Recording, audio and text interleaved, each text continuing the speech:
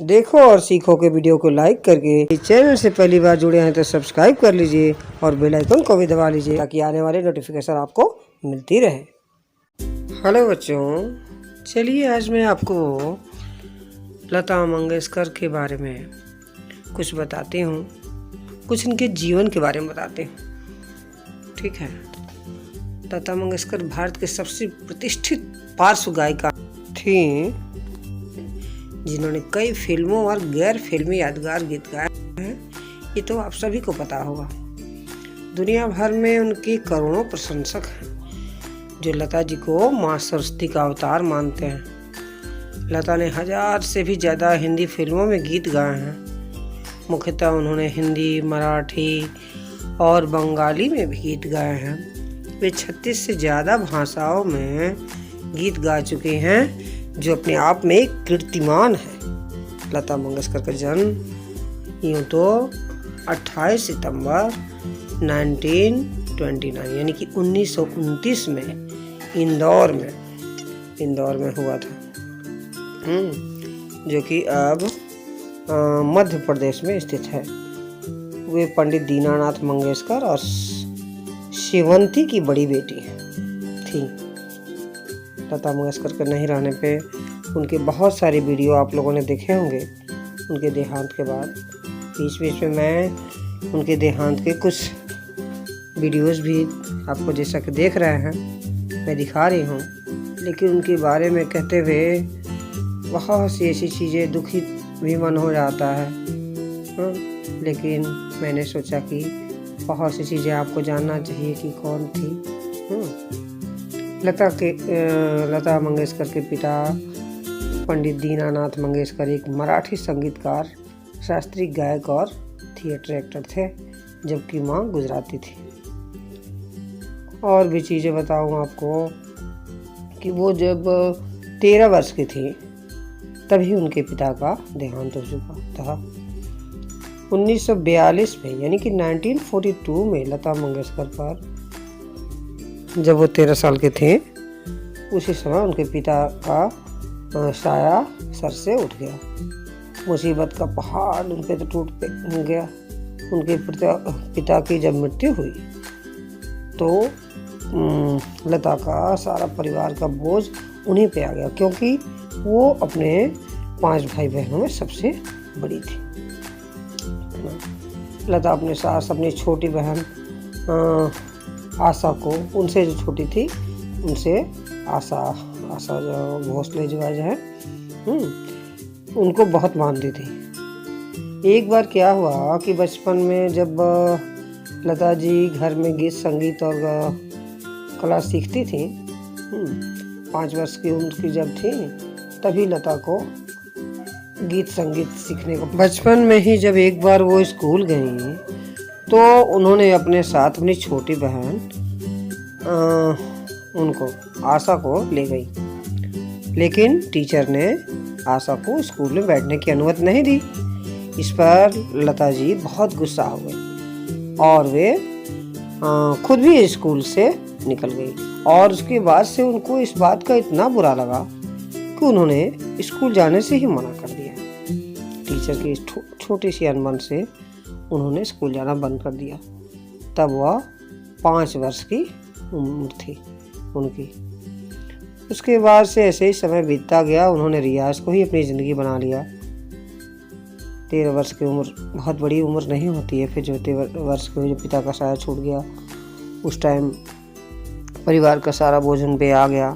नवयुग चित्रपट movie company के मालिक मास्टर विनायक मंगेशकर पिता के नज़दीकी लोगों ने लता का करियर गायिका और अभिनेत्री के रूप में संवारने की मांग की। लता को अभिनय पसंद नहीं था, लेकिन पैसों की तंगी के कारण उन्होंने कुछ मराठी और हिंदी फिल्मों में अभिनय भी किया, जिसमें मंगला गौड़ जो कि 1942 में थी, मांझे बाल 1943 में और एक और आई जीवन यात्रा जो कि 1946 में। ऐसी तमाम फिल्में आई जो कि जिसमें छोटा मोटा रोल उनको मिलता था। उनको अभिनय बहुत पसंद नहीं था, लेकिन जैसा कि मैंने बताया पैसों की तंगी के लिए उनको करना पड़ा। उनकी आवाज़ के काफ़ी लोग दीवाने होते गए। पहले तो स्टार्टिंग में लता की आवाज़ को बहुत पतली आवाज़ माना जाता था, इसलिए कई लोगों ने उनको गाने से लेने से इनकार कर दिया। लेकिन बाद में धीरे धीरे उनके गाने बहुत प्रचलित हुए। 1945 में लता मंगेशकर मुंबई शिफ्ट हो गई और इसके बाद उनका करियर आकार लेने लगा। वहाँ पर उन्होंने भिंडी बाजार घराना के उस्ताद अमन अली खान से भारतीय सांस्कृतिक संगीत सीखना शुरू कर दिया। फिल्म बड़ी माँ 1945 में गाए जाने वाले भजन माता तेरे चरणों में और 1946 में रिलीज हुई। आपकी सेवा में लता द्वारा गाए गीत पालू कर जोरी ने लोगों का ध्यान लता की ओर खींचा। लता को किया रिजेक्ट। एक ये भी दौर आया, यदि मैं कहूँ आपसे, कि एक समय ऐसा भी आया कि बसंत देसाई और गुलाम हैदर जैसे संगीतकारों के संपर्क में लता जी जब आई तो उनका करियर निखरने लगा था। लता के गुलाम हैदर मेंटर बन गए। वे लता को दिग्गज फिल्म निर्माता सहदर मुखर्जी के पास ले गए, जो उस समय शहीद 1948 में नामक फिल्म बना रहे थे। हैदर ने लता को लेने की सिफारिश मुखर्जी से की।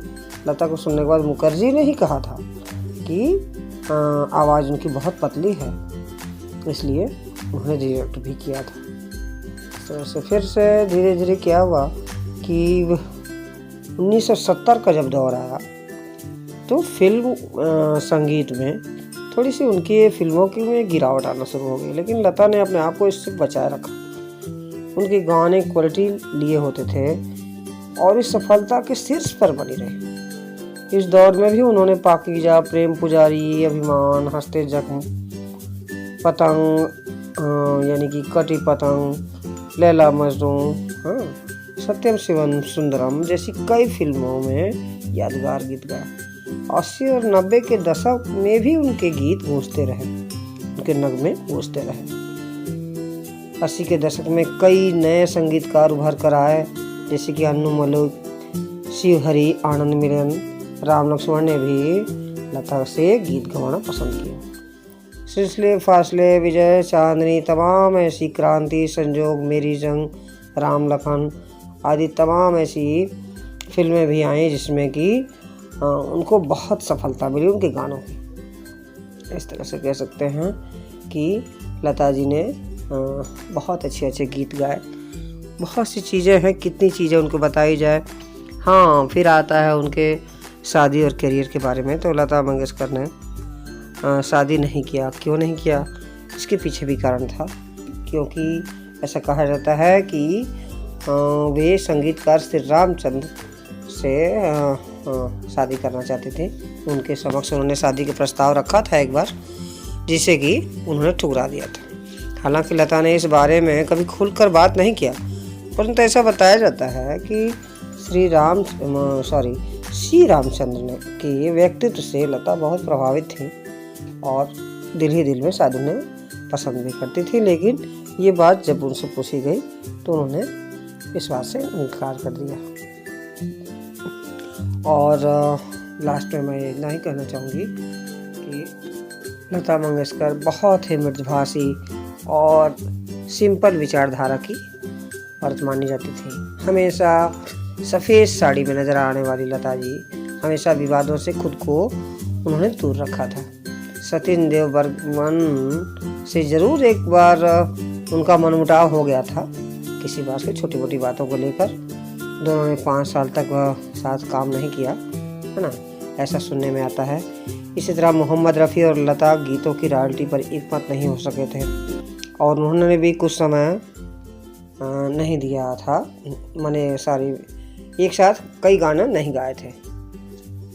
चलिए, ऐसे तमाम बातें हैं लता जी के बारे में बताने के लिए, जिसके कि बताने लगूँ तो रील बहुत लंबी हो जाएगी और बातें ख़त्म नहीं होगी।